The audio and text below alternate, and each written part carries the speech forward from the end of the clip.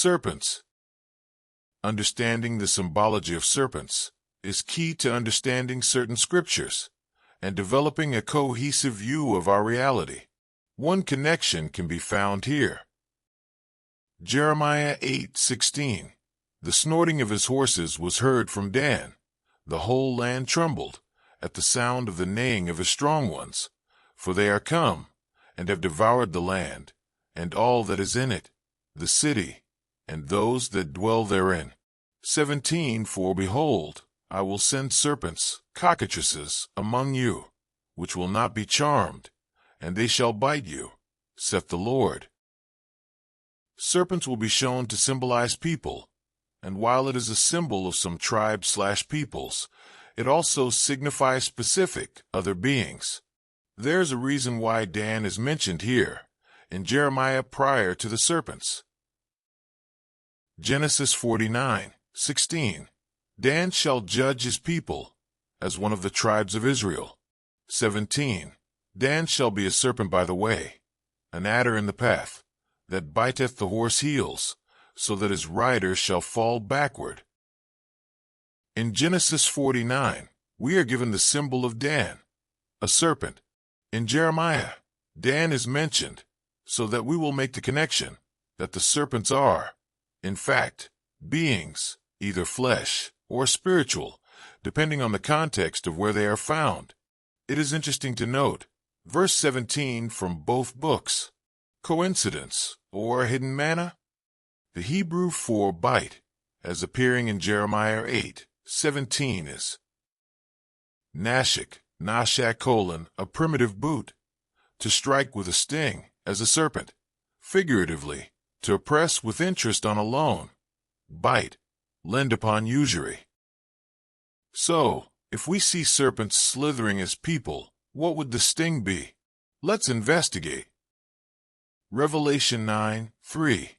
And there came out of the smoke locusts upon the earth, and unto them was given power, as the scorpions of the earth have power.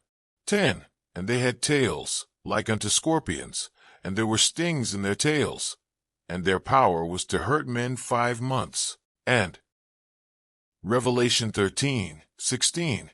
And he causeth all, both small and great, rich and poor, free and bond, to receive a mark in their right hand, or in their foreheads. 17. And that no man might buy or sell, save he that had the mark, or the name of the beast, or the number of his name. In the verses above, we see the application of both uses of the definition of bite, which is to sting. Needless to say, the locusts are also symbolic. Yahshua taught the meaning of using serpents as symbolic representations. Matthew 23:31.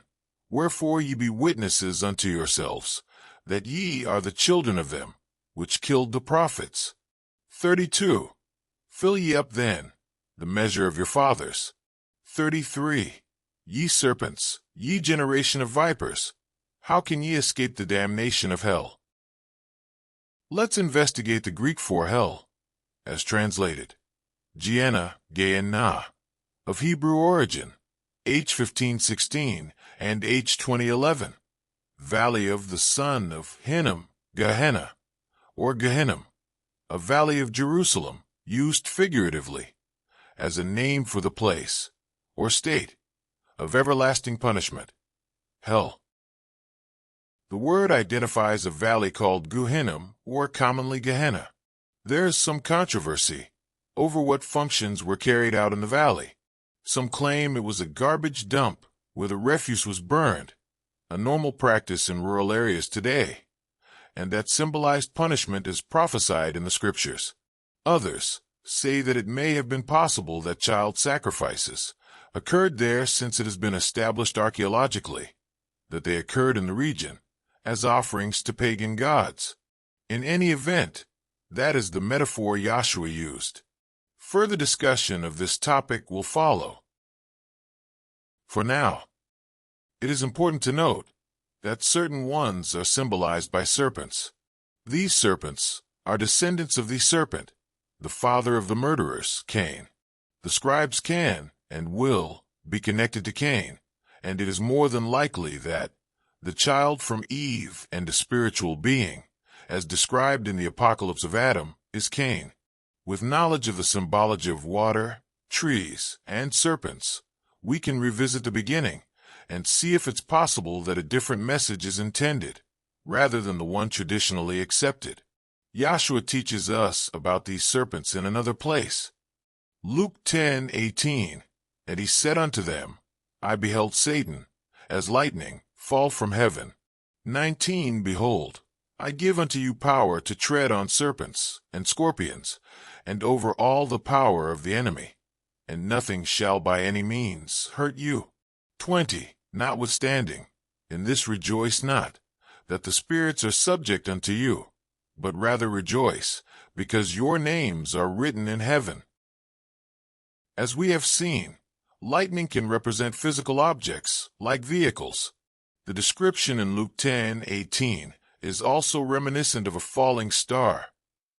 Immediately after this statement, we are told we have power over the enemy, provided we accept it, and his army of serpents and scorpions. We have been told that this one, the dragon, the serpent, the enemy, is coming here. Around that time is when the tribulation will manifest, and we must endure to the end to be saved. This is prophesied in a metaphor/parable.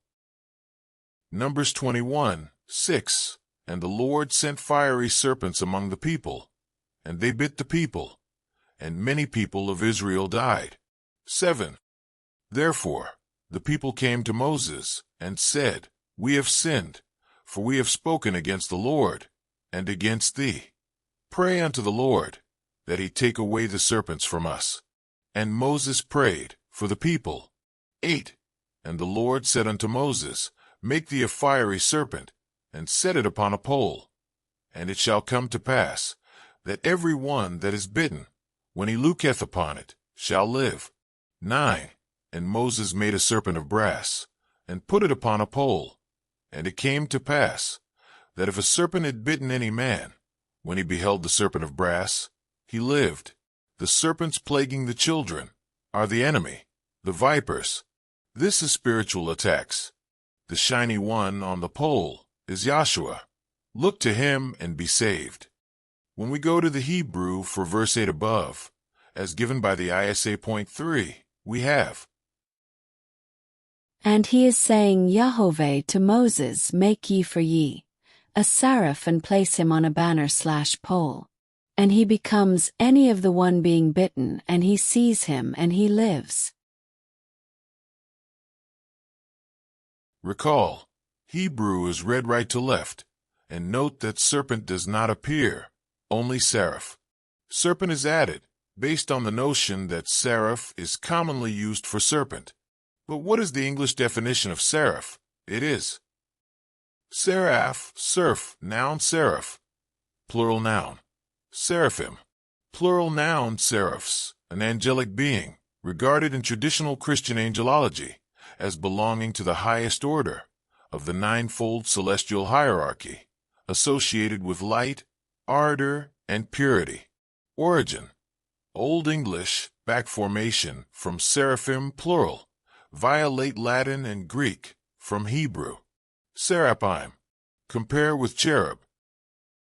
From Strong's it is Esaraph, Soraph. From H8313, burning, that is, figuratively, poisonous, serpent, specifically a seraph or symbolical creature.